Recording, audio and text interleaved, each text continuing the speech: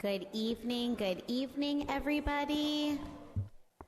I have a quorum present. We're going to go ahead and get this started. It is 6:32. If everybody would rise, please.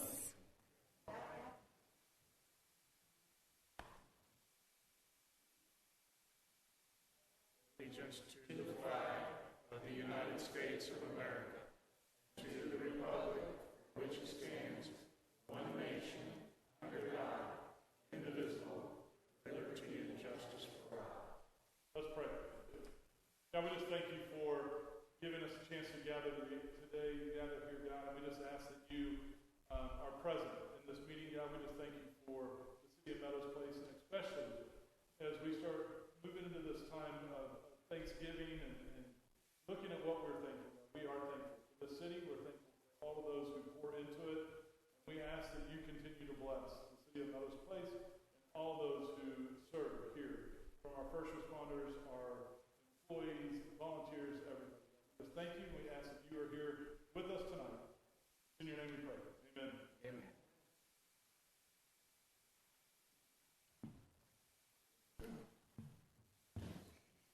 Thank you so much. We're going to start our meeting with reports. We're going to start with the police department and Chief Stewart. Thank you, Mayor, Council. Tonight, as usual, we'll start out with our number of accidents this past month. We're down a little bit, so we had 9, arrests 4, calls for service 4,001, 51 for total report calls.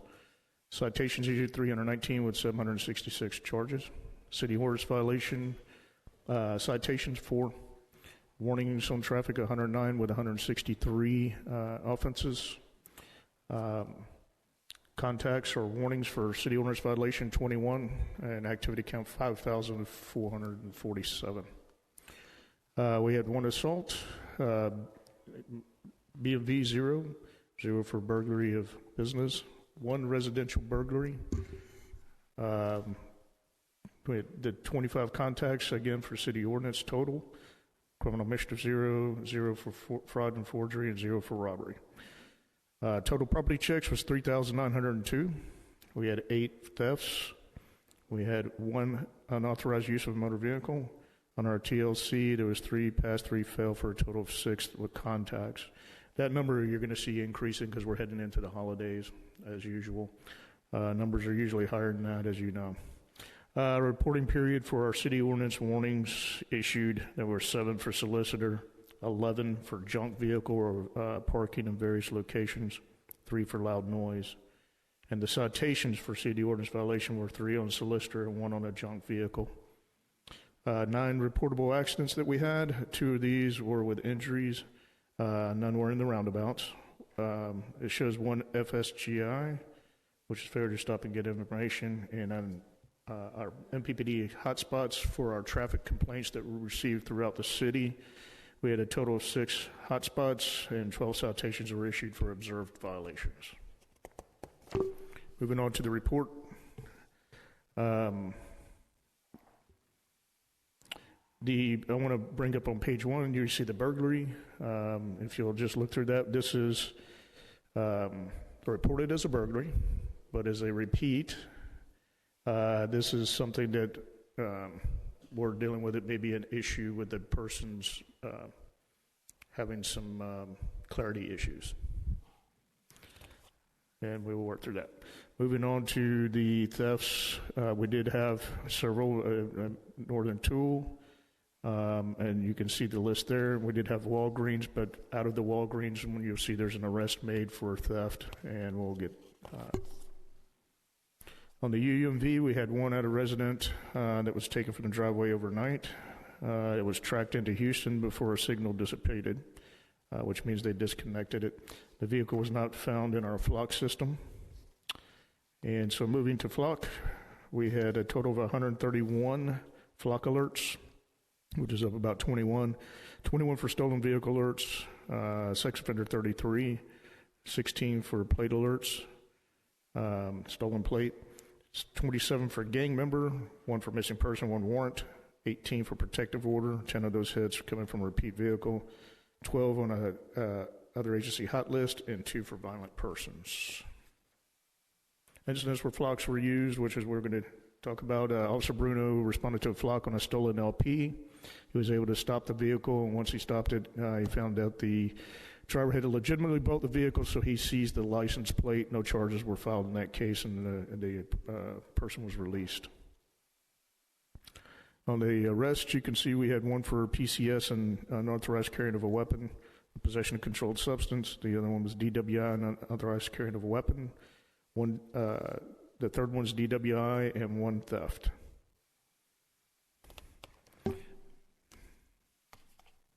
Notable incidents on page 5. We had an FSRA, which is a failure to stop and render aid, where a motorist struck a bicyclist. We were able to identify the operator of that vehicle who had left the scene. CID Detective Sergeant Avalos was able to identify the suspect as entering the vehicle into our flock system. And Officer Bruno located that vehicle later, on a later date, and was able to stop him and identify him so that we could file charges. And that investigative status is open. An update on the aggravated robbery that involved a juvenile. Without going into too much detail, CID has developed a person of interest, and a photo lineup is going to be presented to the victim. Additional notes, Halloween. We just went over the numbers with Cameron, so what we had thought was a bigger crowd turns out is about the same. It just must have been the way they were flowing, but it was a pretty busy night. There were several of the streets being filled with activities, so it kept us pretty busy. We did have a high visibility, as we always do. Aero Academy did their annual awards day, and the Sugar Grove had their event during Halloween. MPPD was also in attendance for that. And now we are in the season where we're preparing for Christmas Memories, which is December 5th. As far as our grant status, everything's approved, and we're waiting on our awards, so we're just waiting on the money to flow. We also have our 2 current positions that are open for police officer. We have 1 candidate that has passed all of our backgrounds that will be in an oral review board tomorrow. So we're hoping that good things come from that. And we're preparing for the Thanksgiving and the Christmas holidays. And with that, concludes my report. Thank you so much, Chief. Council, do you have any questions? Thank you. That brings us to our next item, which is City Administrator's Report with Nick Habe.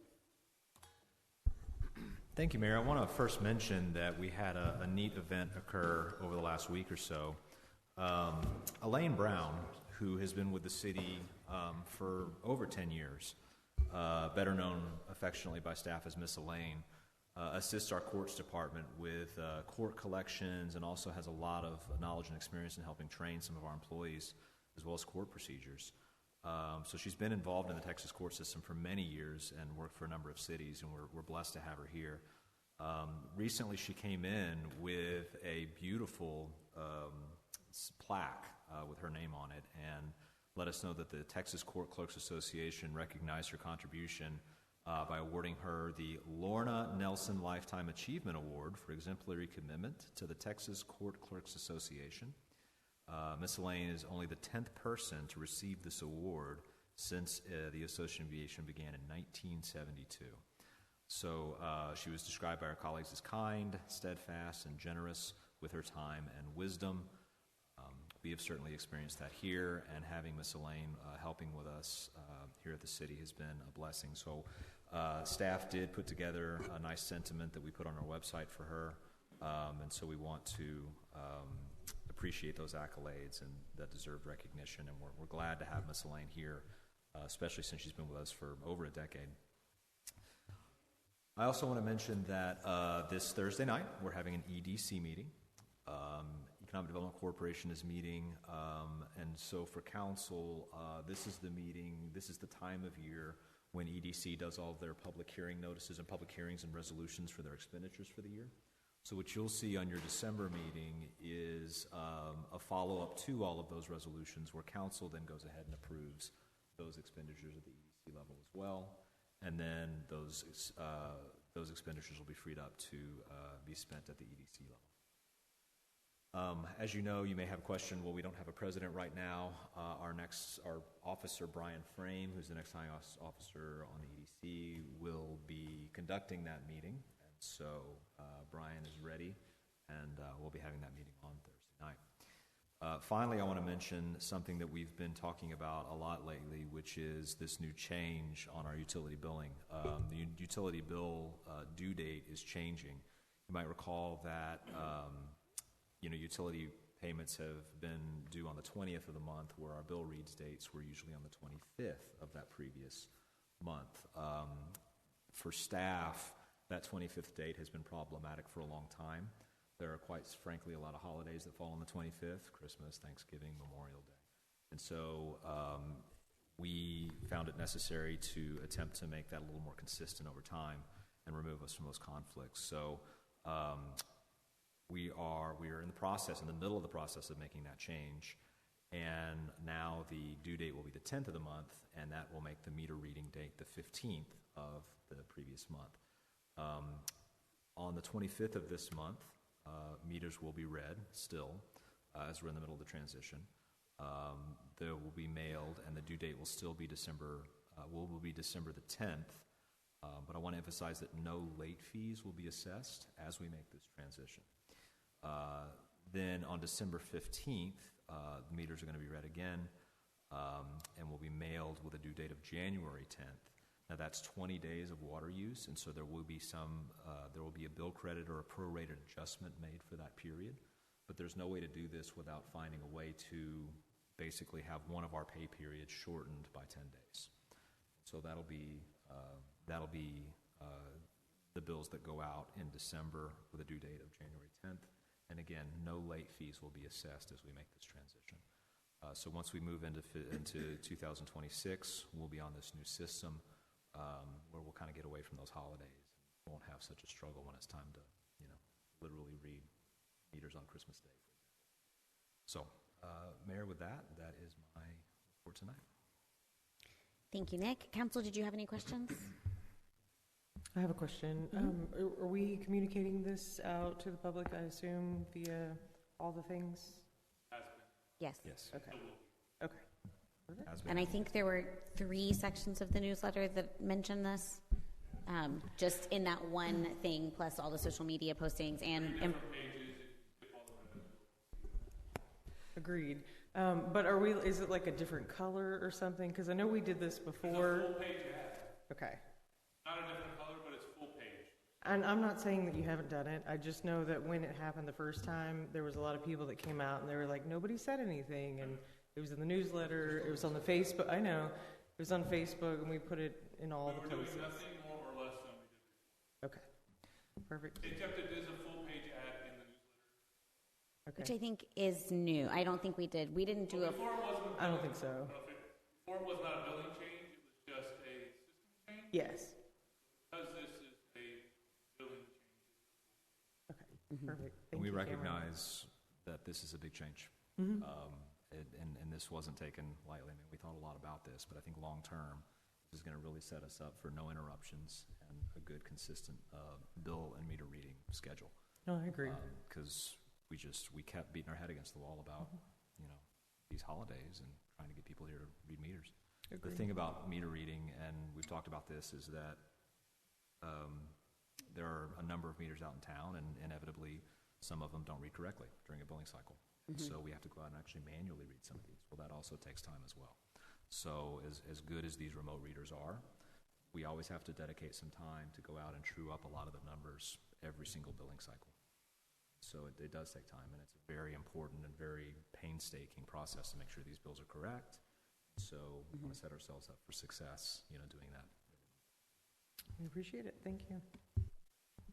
All right, thank you. That brings us to our next section of our agenda, which is public comments. Is there anybody here who would like to come to the podium?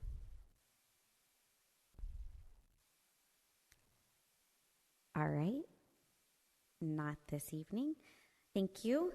That moves us on to the mayor and council comments. I have Fort Bend Mobility Bond Project number 20211 Bikeway at Meadows Place Stafford update with Alderman Stagley, and then also the Dorrance Lane Reconstruction Project Phase 3 with Alderman Stagley.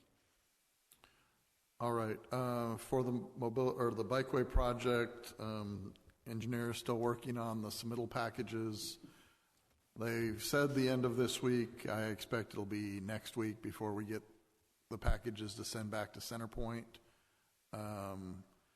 We will submit our packages and then hand over Stafford's packages to them and try to assist them with getting their Centerpoint agreements in place. But ultimately, they're the ones that are going to have to submit that and pay the fees to Centerpoint. And then from there, we'll bid our project when we're ready, or once we have Centerpoint's agreements in place, and then Stafford will just follow along. They've indicated that they are going to finish their portion of the project rather than write a check back to the county. Dorrance Lane, survey's ongoing. Nick's trying to get my attention here. I'm trying not to make eye contact. So that project is really just getting started. For those of you that were here for the previous phases, we did talk about different traffic control or different treatments we could use. Apparently, stop signs with LED embedded into them have been brought up. I am not a fan. The novelty wears off within a few weeks.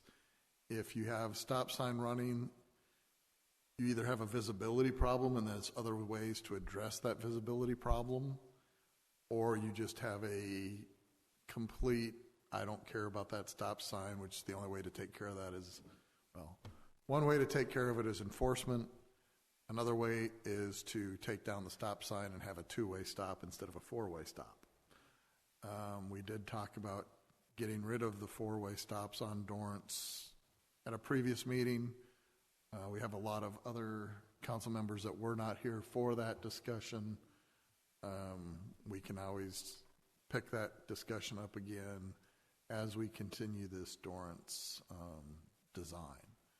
If there are questions on types of signage, why I don't believe it's worth the money, I'm willing to take those questions if you want to have an offline conversation.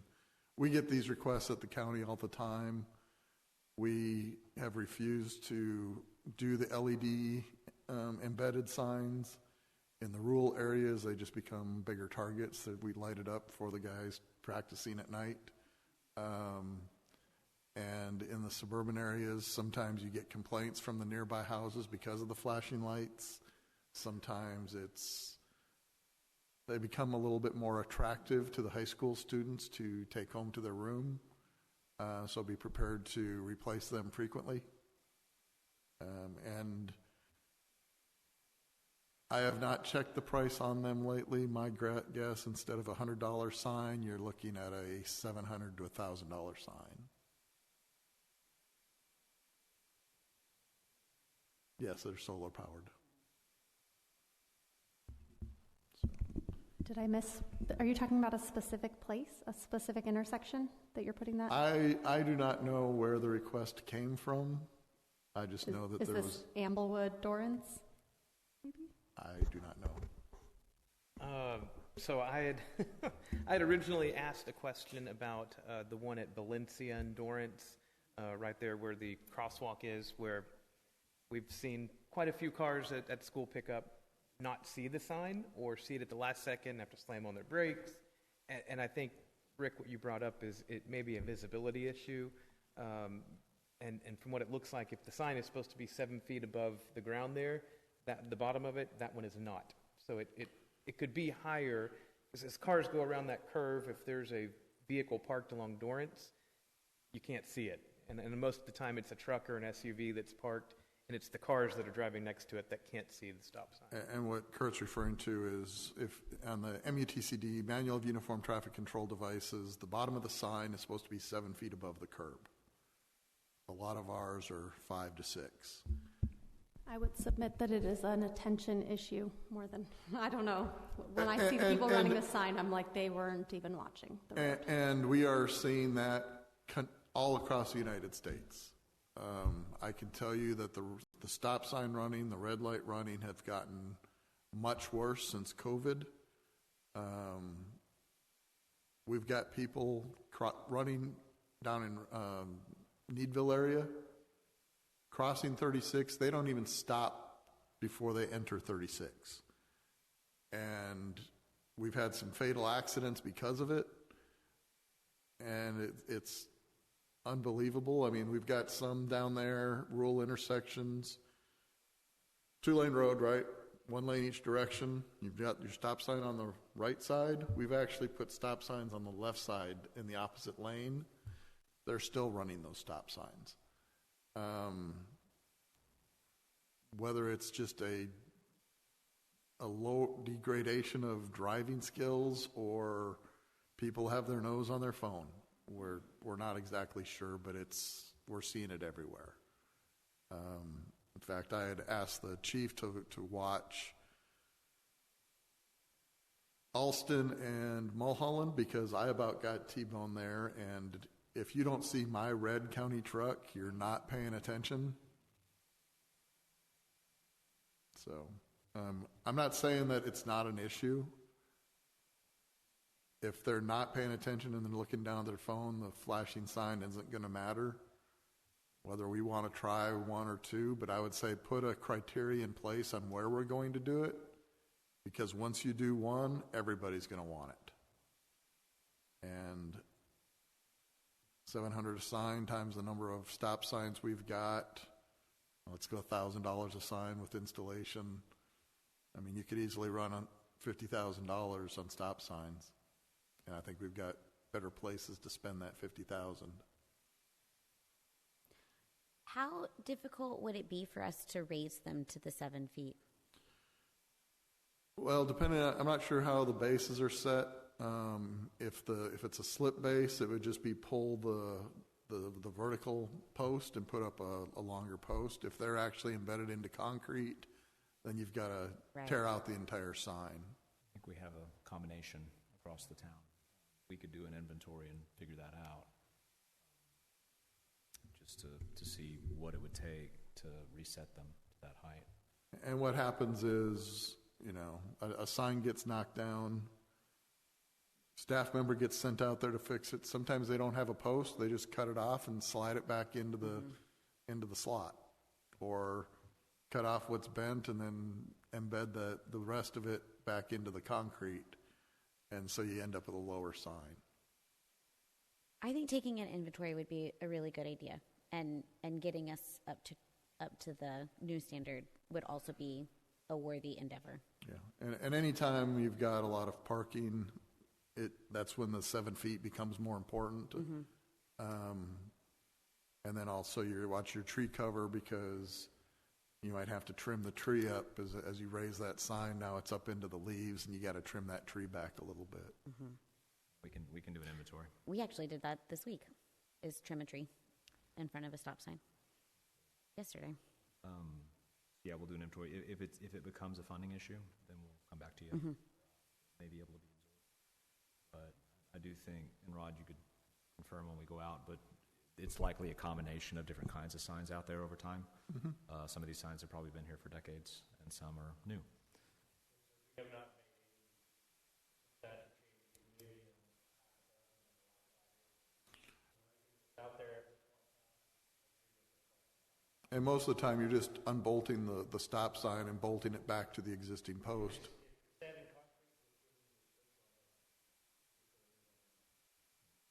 So we'll go out and we'll get a tape measure and inventory all of them.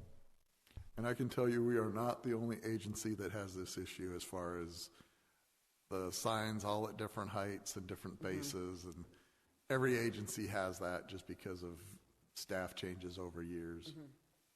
Well, it's usually not the cities that are putting them up in the first place. All right, any other questions for Rick?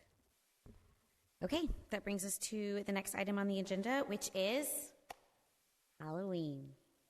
Some of you probably remember, long before I ever intended to be sitting up here, I came and talked at the podium in public comments and derailed the meeting for about half an hour talking about Halloween. Chief and I have this conversation every single year, and this year I get emails in my inbox, I get phone calls about a week before Halloween. I assume some of you might as well. But a week before Halloween is not any amount of time for us to adjust our plan and make decisions for what we want next year, what we want Halloween to look like when we're 7 days out. Chief and I had a lengthy conversation, and one of the things that came out of that conversation was a desire to come and talk officially have an open conversation at the meeting about Halloween, what it looks like, what we think next year should look like, and maybe put in some steps between now and then. It's November. We have an entire 12 months to think about this, what we want this to look like. And so Chief is here with us this evening, and we can have a conversation if you wouldn't mind coming to the podium. Some of the challenges of Halloween that we see in Meadows Place is we have a very large influx of visitors to our city. This is very typical. Other cities experience the same thing. They deal with them in different ways. Chief has an action plan in place. How many more officers on patrol do you have on Halloween? We add quite a few more patrol officers, but from our typical staffing, we're going to add 3 or 4, sometimes 5 more onto staff just to keep up and make sure that we're highly visible. Looking at the numbers from Cameron and stuff, it's about the same as every other year. So we're going to have influx of, a pretty large influx over our actual population for a short period of time of a few hours. One of the challenges that Chief and I have discussed is the fact that Halloween is not a city event, right? So we have to consider how much money is put towards our contribution to what that night looks like, with also the responsibility that we have as a government to make sure that people are safe and make sure that things run smoothly. And Chief certainly does that with all of the officers we have. I'm out with my kids. I know a lot of you guys are out or answering your door. What is interesting about Meadows Place is how stacked the traffic gets in certain areas. Some places are totally devoid of trick-or-treaters, and some places are completely overrun with trick-or-treaters. The 2 streets in particular that I know are heavy trafficked are Scottsdale between Mulholland and, it's Alston, it's Scottsdale, and the one right after, which is Meadowdale, in that one section between Meadow Trail and Mulholland. We walked all of those streets this year, and then when you went to Meadow Hollow, totally dead.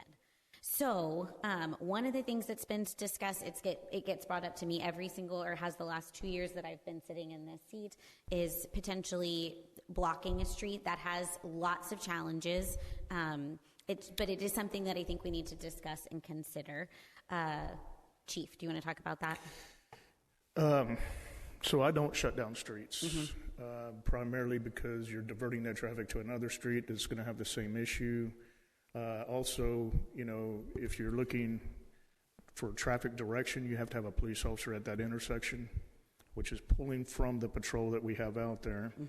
And I've heard people want to volunteer, and I think that's a great thing, but you can't do it. And then if they try to enforce something they can't enforce, there's going to be a fist fight out there, and then we've got to deal with that. So there's issues, but if you change the traffic flow from what it is now, you're just diverting it somewhere else. You're going to have that, and then they're going to want their street shut down. And the other thing, too, is without guidance from y'all about, hey, I want to shut down this street, and this is what we're going to do, then I'm going to get inundated with calls to shut down all kinds of streets where they may be experiencing it.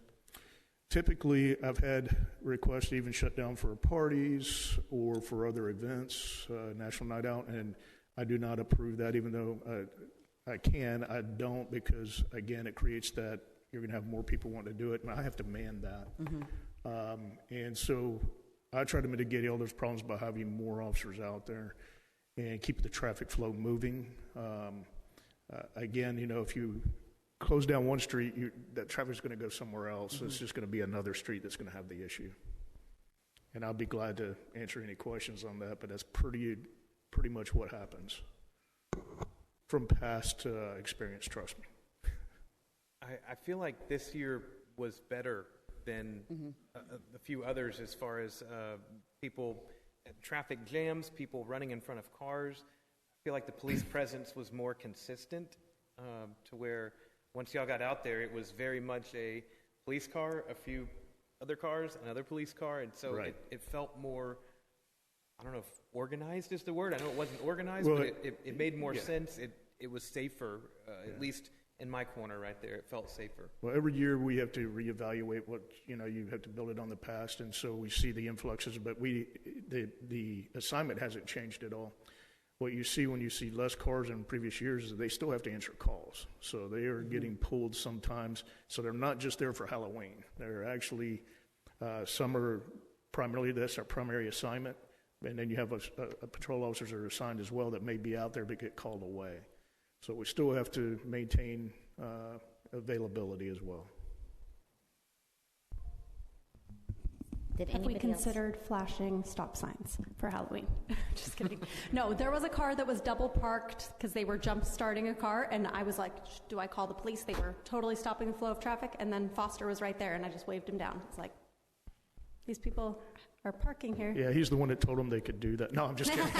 You circled around? No, he I didn't even have to he does call a good anyone. job. He was right there.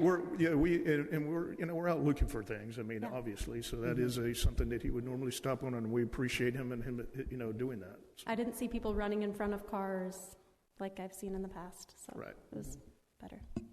Most of you have not been in the city long enough to remember we used to have a Halloween carnival at the park. Yes. Some of you grew up here and remember that. Unfortunately, Troop 731 folded, 301 folded. They're the ones that used to do that for us.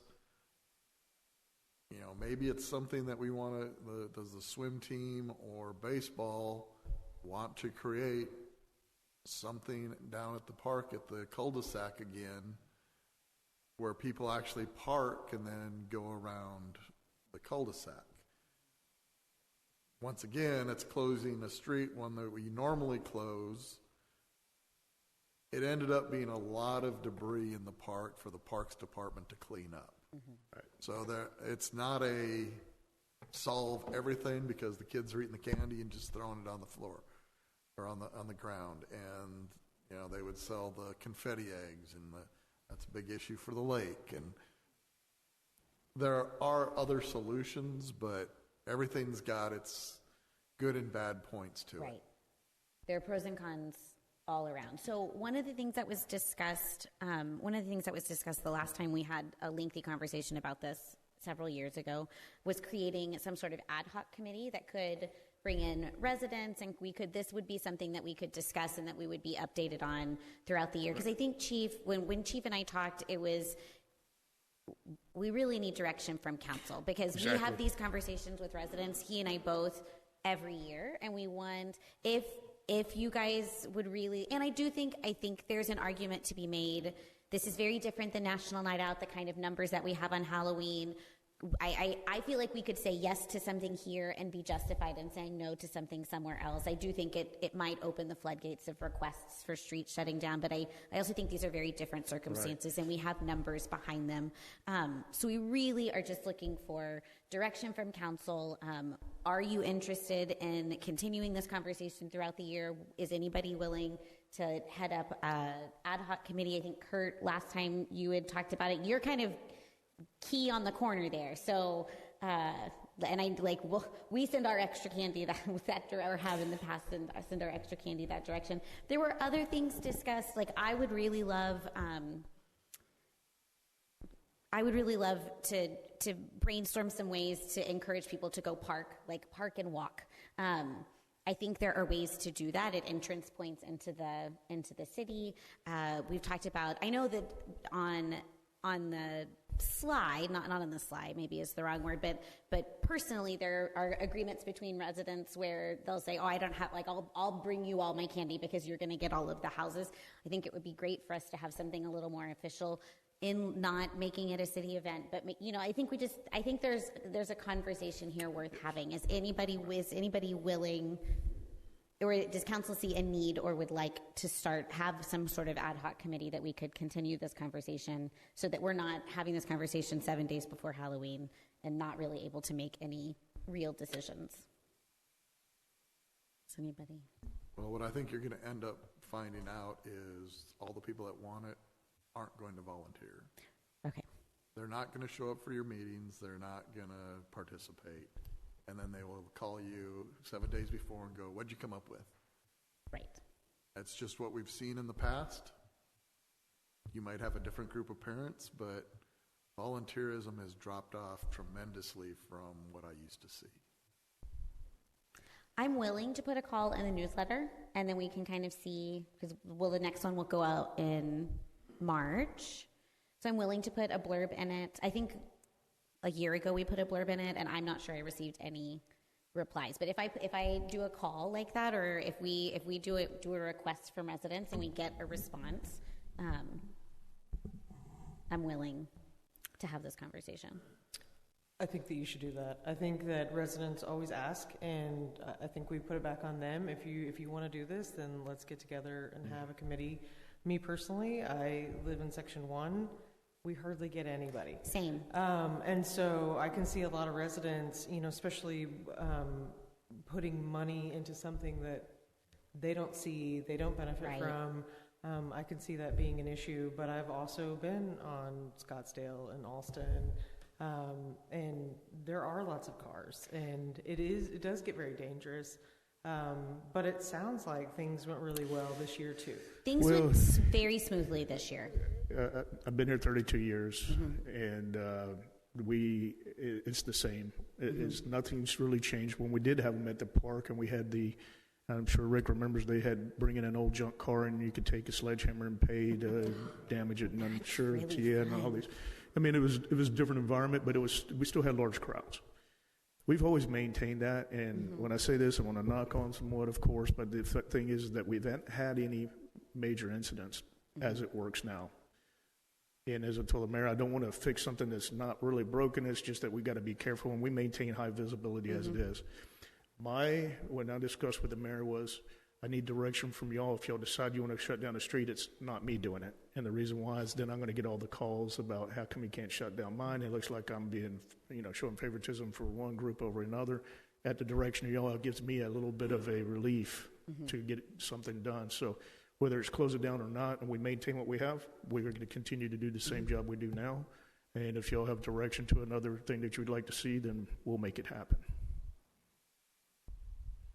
But I do think a committee would be a good thing. Okay. Thank you. I will make a request and then we'll see what happens. Is that okay? And it's not that I'm not interested necessarily. It's just I don't know if there's anything that can really be done to improve it that is going to be worthwhile. Short of shutting something down, if that is something we want to do, which I saw a lot of improvement this year, and I talked to other people who are walking the loop, and they, everyone said it seemed less chaotic. It went swimmingly this year. I also walked the loop. It was better this year than it was last year. I think as these crowds, as some of them are getting more accustomed to what we expect, and they're getting better at what they do as well. Because if you remember, these are people, a majority of them are coming from outside the city. Yes. I don't want to overcomplicate a holiday that is wonderful because of its simplicity. You just show up, walk around, it's so easy. But if I need to put on a safety vest and yell at people to slow down, I do that every day. So I'm willing. I'm willing to do it. I'm willing to whatever needs. Yes, I'll sign up for your committee. I'll make the y'all call, and we'll see. Right. We'll see what happens. And as the traffic guy, what's going to happen is as they get to that first street they used to drive down and the second street that they used to drive down and it's closed, you're going to hear the engines get gunned. Right.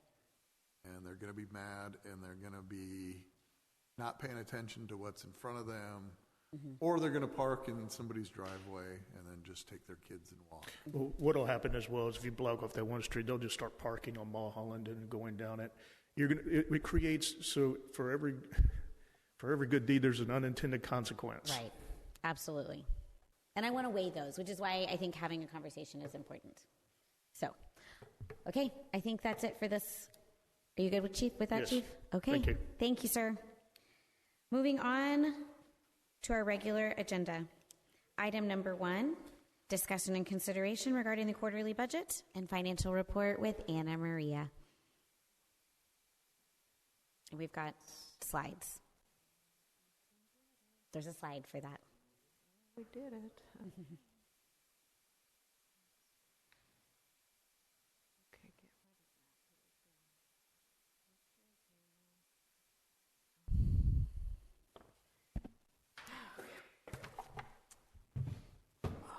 Good evening. Okay, I am here to present the third quarter financial report, which is actually the end of the fiscal year report. And this is our ins and outs for the quarter. I've got a few numbers highlighted. Okay, thank you. Okay, so our city bank took in about $2.3 million in deposits and put out $2.5 million in withdrawals. Most of that money coming in from being transferred in from the tax pool account. A lot of money going out on our wastewater treatment plant and the lift station. The other withdrawals last quarter in C are in the box, the $71,000 and $57,000. Those were for the final payments to Tandem on Dorrance Phase 2. So our Dorrance Mobility Project tax pool account now has a zero balance. The infrastructure account has $1.6 million sitting in there. And our road use ended the year at about $126 for the year. Overall, city funds were at $6.5 million, decrease from June by about $1.4 million, and that has a lot to do with the capital projects. We look at on the utility side, I've highlighted the first line, which is a utility checking account. Normally, we like to see the deposits equal the withdrawals, and you can see in this case, withdrawals were more than the deposits, and that is again related to the Clarifier project expenditures. Some of those deposits came from the city to cover the withdrawals. And the other main takeaway here is the utility infrastructure fee. We added $43,000 over the quarter, ended the quarter at $323,000 in that account. Overall utility is about $1.7 million, less than the $2 million that was at the end of June. And again, that's all related to capital projects being completed, and we'll see that later on. And on the EDC, my takeaway here is if you look at EDC, the first line, the 110, matches the 110 that came out of tax pool. So we did transfer in a lot of money over the quarter, mostly for end of the fiscal year expenditures. Not all of it was paid out, I guess, because you'll notice that EDC city checking account has about $65,000 in there, and it really shouldn't. I mean, we wrote the checks, so that's why we put the 110 into the bank. So those checks obviously were cashed in October. At the end of the quarter, EDC funds was about $781,000 in the bank. And overall, all the city funds ended the quarter, ended the fiscal year at just over $9 million, 9.1. That is a decrease of about 1.5 since the end of June. And again, most of that has to do with the Clarifier and lift station payments being made this past quarter, along with payroll and the final payments on Dorrance and our normal bills. Any questions related to the ins and outs for the quarter? I'm going to go back. I wanted to point out here on the city, if you notice, the second line, Texpool City, deposits $97,000. That is the property tax that went into the Texpool City account. So very low, but actually quite high for the quarter. We normally don't even see that much. So a lot of that is some delinquent property taxes that came in late in the quarter. Okay, I'm going to move on to the best part, I think. Third quarter, but it's our fiscal year budget report. So this really is a precursor to the audit report.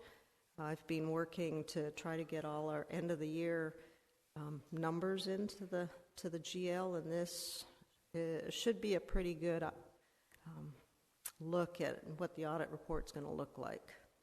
It's not complete, but it's a pretty good precursor. Okay, so if we look at a snapshot chart-wise for city revenues, the good news is just about everything is above the 100% of budget for the year. The couple that I've got highlighted, one of those is franchise fees, is actually a little bit lower than our budget. I think we're at 97%. And that's a little worrisome, but we're just not pulling in what we used to from Comcast. And even our CenterPoint franchise fee is a little lower than normal, so thank you to the warm weather we're having, because we're not getting some of the receipts there. So we will need to look at budget for next year and lower that a little bit. Is Easy Fiber going to be captured next year? Okay. We should, but I haven't seen anything yet. So we may want to, I don't know how to follow up with that with the state, just to make sure that just they're paying verify franchise we get fees. That. Yeah, good point. But they are one I have not yet seen. The other takeaway is on the grant revenue is above budget quite a bit, and that is really recognition of some of the grants that were received that we can finally say they are true revenue, and that being the biggest one is really our monies from the county for Dorrance Phase 2. While we received the money last year, we couldn't recognize it as revenue. So now that we've spent it, we can recognize it as we've earned that revenue. So there's some big numbers going into the budget now because of we have earned the revenue. So some takeaways, for the most part, revenue was above budget. The delinquent property taxes were way above budget by about $200,000. Court revenue was also above budget by about $149,000.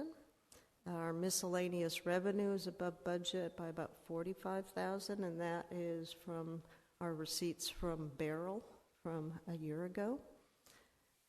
PD grants, we had about $190,000 that we're putting into the GL, saying that we're going to be receiving it, but we're actually waiting on about $150,000, so it's not in the bank yet.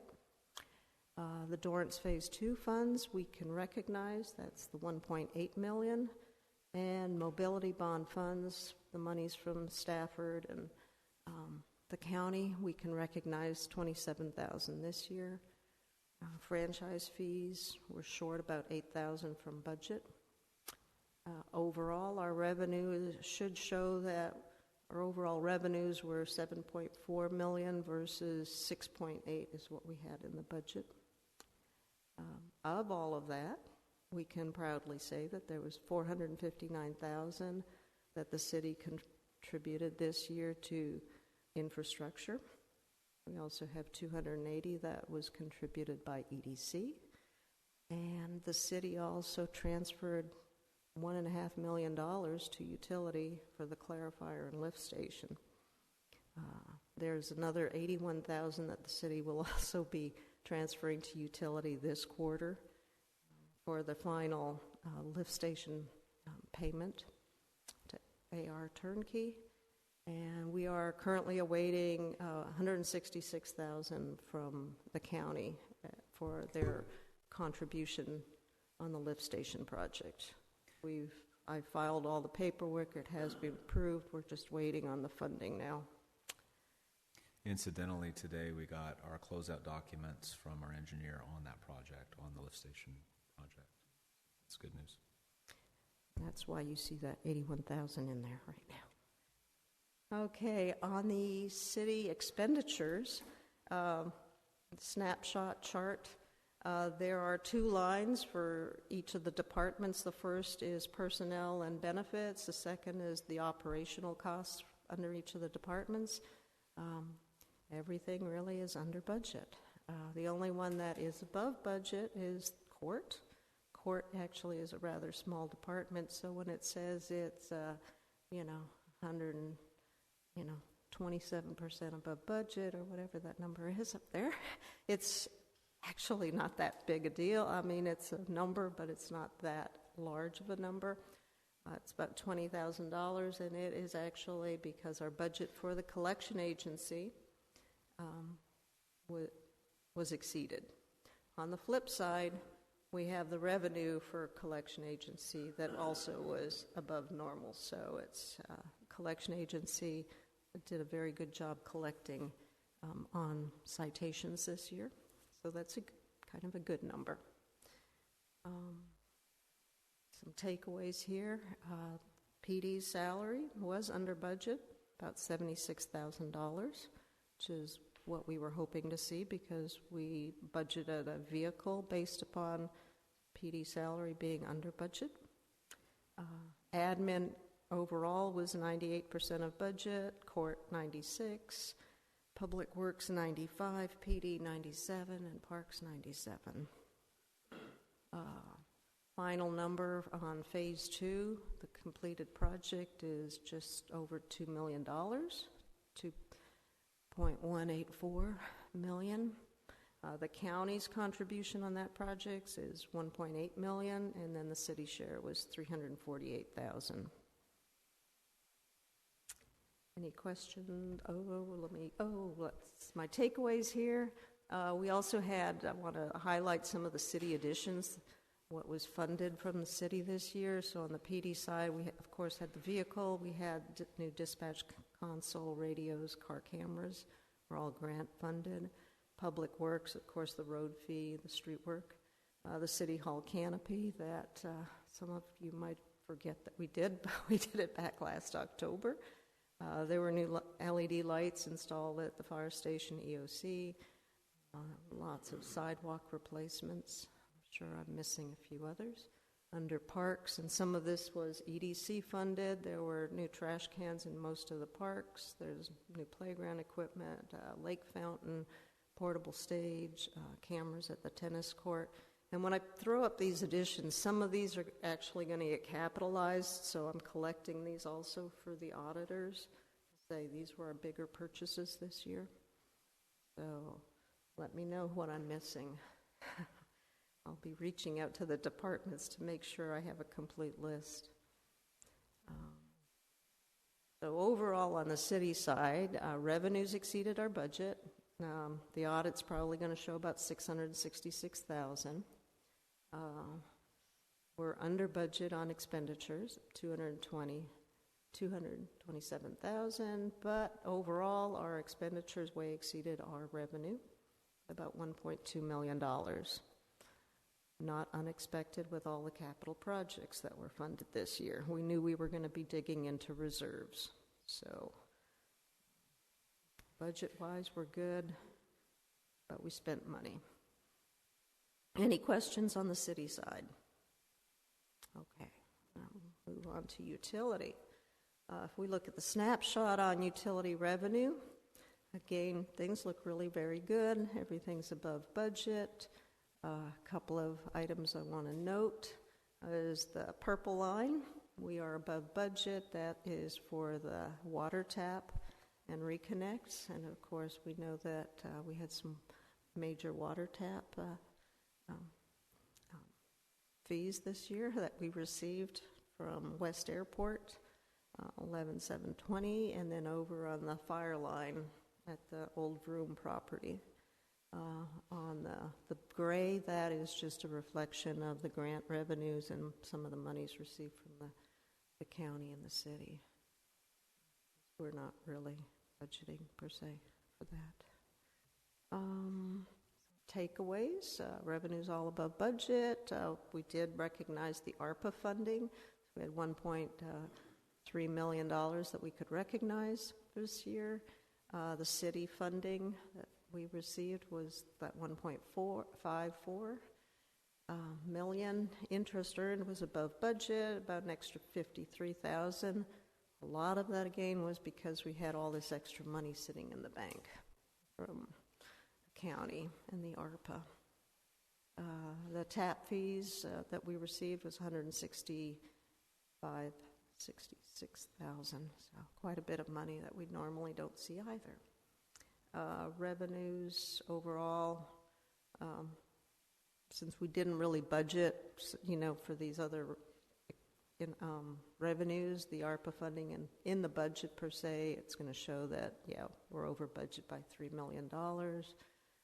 We did collect what we expected to collect on the utility infrastructure, $189,000, and the balance in that account's $323,000. So maybe another year, and we can start talking about spending some of that money. On the expenditure side, the green are the utility admin kind of activities, the blue is the water, and then off to the right is the sewer operations.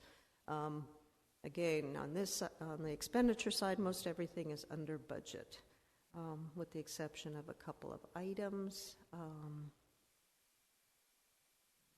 Quite see what that the sewer, the one that's the sewer that's over budget, is really related to our sludge removal. Even though we increased the budget on sludge, there was some last minute late quarter expenditures to remove sludge out of the aeration basins that we didn't include in the budget, so that's showing over budget. Overall, though, water was at 97% of budget. Sewer department per se is a little over budget, and that is because of that extra sludge removal. The numbers for the clarifier rehab, $3.8 million. 1.1 came from the federal ARPA. 1.5 came from county ARPA. The city threw in another $1 million. And the utility share was about $146,000. On the lift station, the project being completed with our final numbers today, $748,000. County ARPA contribution, the $166,000 that we submitted for reimbursement that we're waiting on. The city share, about $329,000, and utility, $235,000. Lots of additions over in the utility side this last year. I'm thinking this is a very incomplete list, but there were at least 50 new cellular meters that were installed, a new commercial meter, which is a pretty good size over at the senior village, a 6-inch meter. There was cameras that were installed at all the water plants for security. There was a new meter vault and meter over at 11720 West Airport, booster pumps, water well 3 and 1, new check valves, 3, new water line extension at the AutoZone, water line connection at Dorrance, fire line installation at Dorrance, the Vroom property, upgrade on controls at water well 3. There were repairs done on the ground storage tanks, new water line in Mulholland, new transfer switch for the generator over at the water well 3. I'm sure Rod's going to tell me I missed a whole bunch, but I'm going to work with him because I need these for the auditor. Takeaway, our overall revenue exceeded budget. Said it's going to probably show about $3.3 million. Expenditures were under our budget of $102. Again, expenditures, though, exceeded revenue. So there was dipping into reserves by maybe $66,000. That is all I have. Any questions related to last fiscal year? Just a comment. I appreciate all the numbers, and I think for the audience that's listening online, we had you and Nick and the department heads did a really good job last year. We came in over revenue by $650,000. We came in under expenses by $250,000, and we invested millions of dollars in infrastructure. A good bit of it came from the city budget. So, looking at the year in total, because we saw a lot of numbers, it was a good year for Meadows Place, and it's a tribute to the fact that we got grant money, the interest, all the things that compiled meant that the city worked the way it was supposed to, which is a tribute to the staff. So thank you guys for a great year.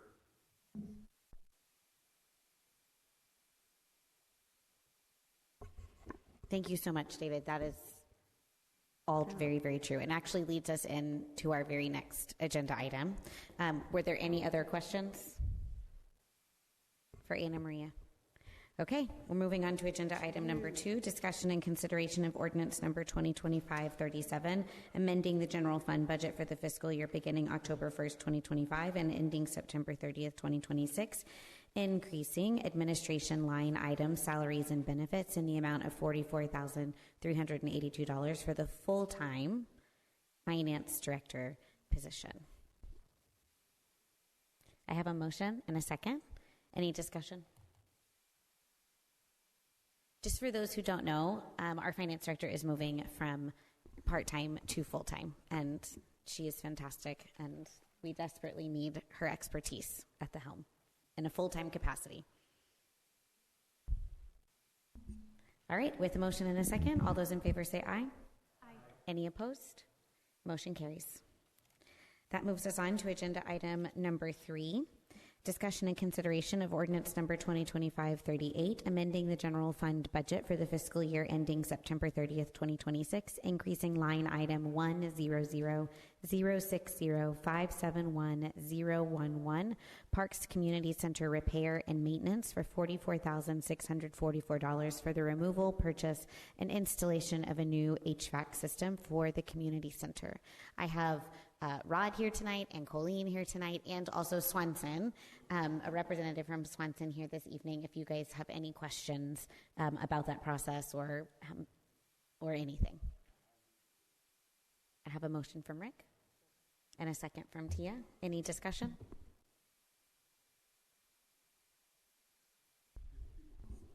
Yeah, it seems necessary. I'm expecting to have some hockey games held here for this. This place is going to be freezing cold for that much money. Like, yeah. All right. All right, with a motion and a second, all those in favor say aye. Aye. Any opposed? Motion carries. That moves us on to agenda item number 4, discussion and consideration regarding ratifying the mayor's signature on the Texas Commission on Environmental Quality, TCEQ, revised proposed agreed order dated October 29th, 2025. We have Rod here if there's any questions about this. Nick also is well versed on this matter. Not as versed as Rod, though. So does council have any questions or a motion for him? I have a motion from David and a second from Kurt. Any discussion? Did you want to share? Just that we needed to get this letter back to TCEQ within their required 2 weeks of mailed in Parks Park within 2 weeks of the date of the letter. So that's why we had the mayor sign it, and then we're ratifying it tonight. We didn't want to push the time clock and risk not getting it back in time. We are doing everything we can to ensure compliance with the order. All right, with a motion and a second, all those in favor say aye. Aye. Any opposed? Motion carries. Thank you. Appreciate it. Good night. All right, that moves us on to agenda item number 5, discussion and consideration of resolution number 2025-34, casting the city's vote for the candidates for 2026 Fort Bend County Appraisal District Board of Directors. There is some information about these two candidates in your backup. I'll make a motion we approve both the ones that were listed. Second. We have a motion from David and a second For each position. from Emily. Yeah, there's 2 candidates and 2 positions. Yep. Okay. They have a hard time getting people to actually volunteer for these positions. I would never do it. I don't know either of those people, but if there are 2 candidates and 2 spots. And let's 2 do it. spots. Yes. Okay, so all of our votes will go towards both candidates in each position. Okay. Do I need a motion and do I need to vote on that? Fantastic. Okay. I do have a motion and a second. Great. All those in favor say aye. Aye. Any opposed? Motion carries. That moves us on to consent agenda. Move to approve. Second. Oh, so a motion from Kurt and a second from Rick. All those in favor say aye. Aye. Any opposed? Motion carries. At this time, we're going to recess our regular session. Recess the regular session to convene into executive session pursuant to the Texas Open Meetings Act Government Code Section 551.071, consultation with attorney regarding legal matters not related to litigation or to the settlement of litigation. Thank you to everyone who has come this evening. We will be recessing and then we'll come back and reconvene and dismiss after executive session.